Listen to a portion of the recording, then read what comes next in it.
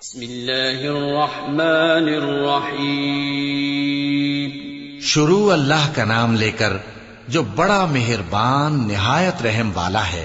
قل يا أيها الكافرون لا أعبد ما تعبدون ولا أنتم عابدون ما أعبد ولا أنا عابد ما عبدتم ولا أنتم عابدون ما أعبد لكم دينكم ولي دين۔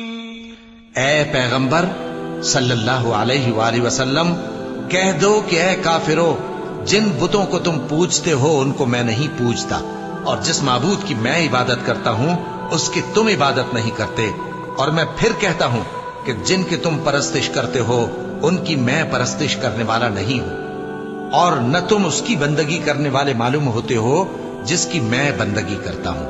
تمہارے لیے تمہارا رستہ، میرے لیے میرا رستہ۔